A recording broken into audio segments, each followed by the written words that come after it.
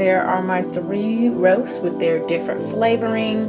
So this is probably like a heaping tablespoon of white flour. It would rest upon the rice quite well. So as it sits in the pot on warm, should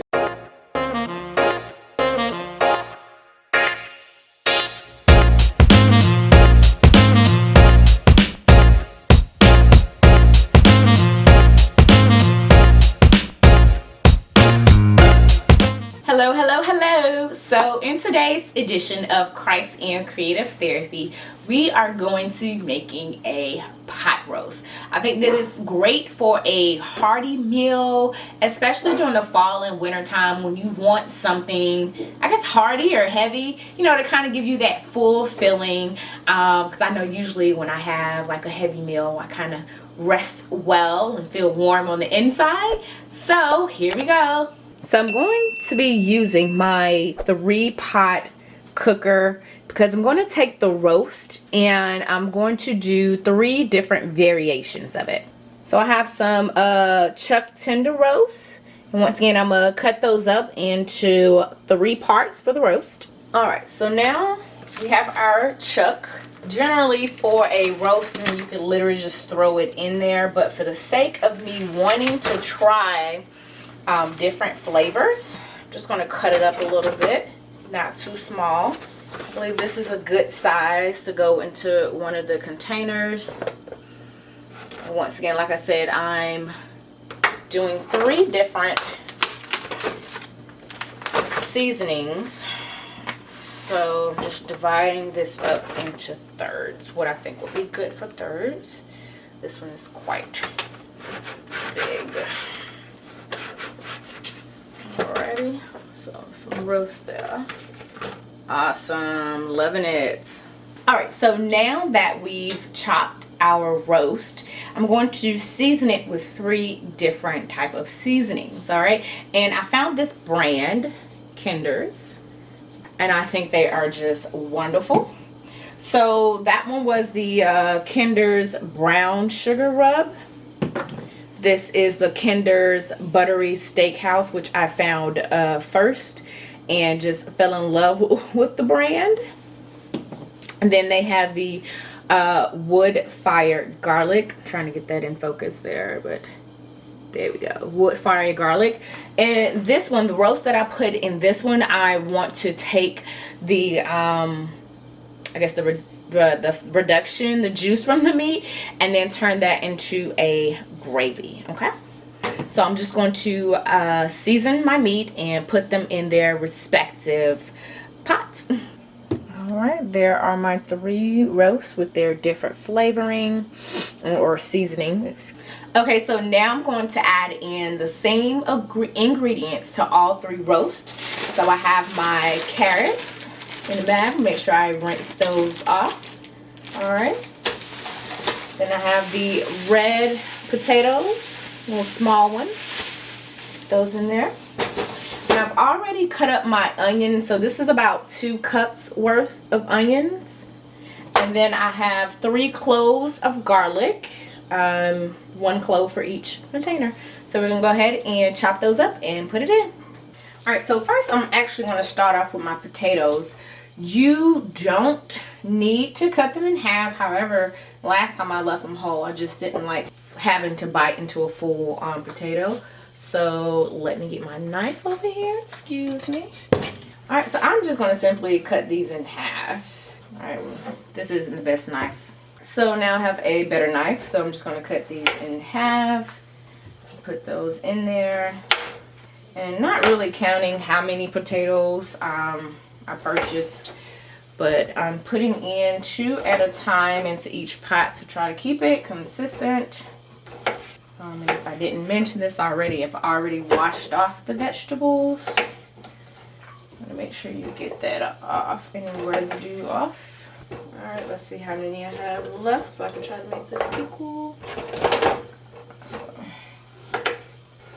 Alright, and so next I have carrots. Put a little handful in there.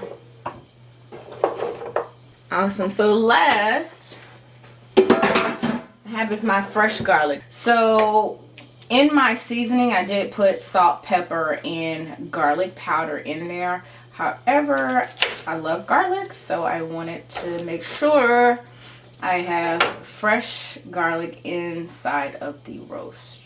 And I'm not going to mince these. I just want them to be chopped up inside of it. The flavors will be released over time. So for this roast, if you cook it on low, it could take about 10 to 12 hours. This is generally like overnight type cooking. But for the sake, I want to have this for dinner, I'm going to cook it on high, and it's going to be about 4 to 6 hours. And once again, you know, that 2-hour range is for you to determine or to figure out, because it's based on the thickness of the roast. All right, so pretty much we have all our ingredients in there. Show you how the roast look. Alrighty, so here are our roast. As you see, let's see if we can kind of zoom in. It's kind of covered. So there we go. As the roast cook, you know, the juices will cook the vegetables along with the steam. And so like I said, this is going to be another about 4 to 6 hours. Alright, so one thing I did forget was the habanero pepper. I'm going to put this in the pot that has the brown sugar flavoring because I want it to have that, you know, hot and sweet balance. And I'm not going to cut it because I don't want the seeds to be in the pot, and I don't want it extremely hot. I just want it with a little heat. So put that in there. And then also, I'm going to experiment. Generally, we just put some water or vegetable broth, but I don't have any, or vegetable cubes or anything. So I'm just going to put a little bit of this. If you want to, you could just put a cup. I think we put like a cup and a half last time we did this recipe. But I'm going to try to put in a little bit of chicken broth. Like I said, usually I would use vegetable broth. So probably like a cup of water and then a half cup of the chicken broth for flavor. Alright guys, so we have allowed the roast to cook about 6 hours.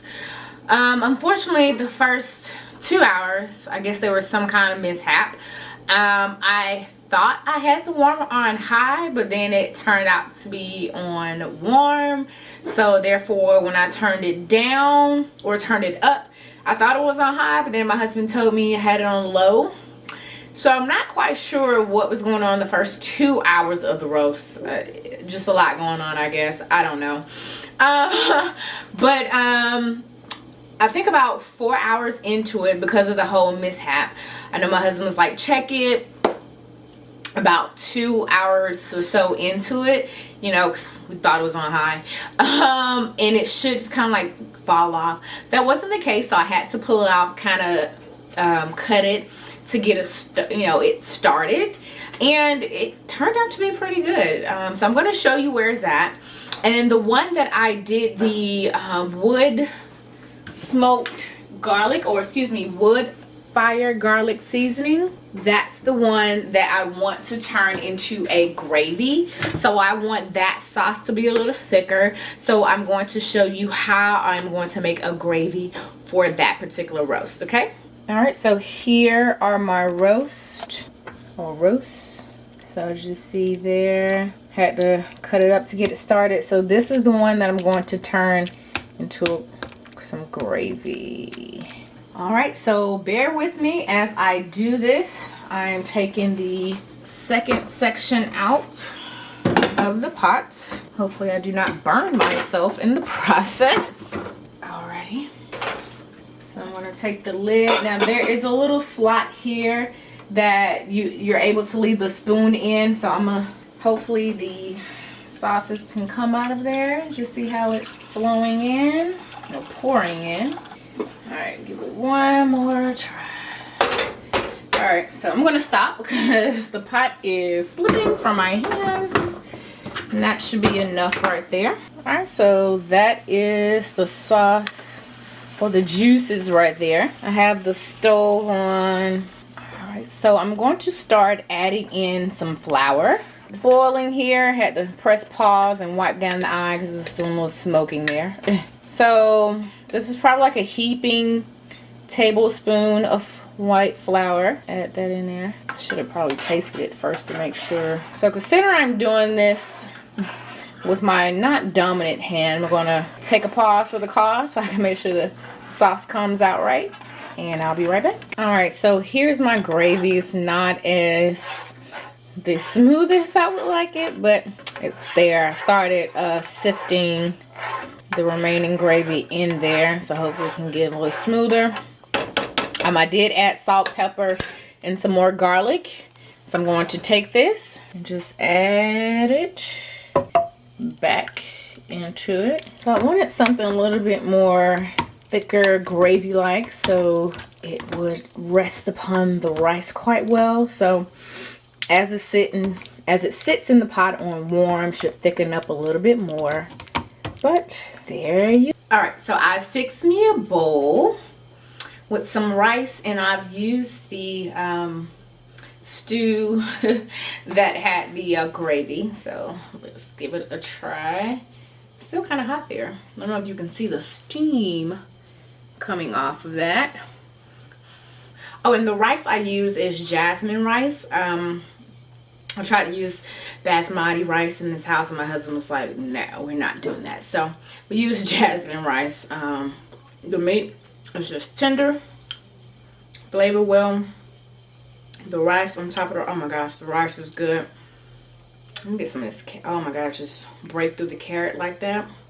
This is a great meal to kind of throw in the pot early in the morning.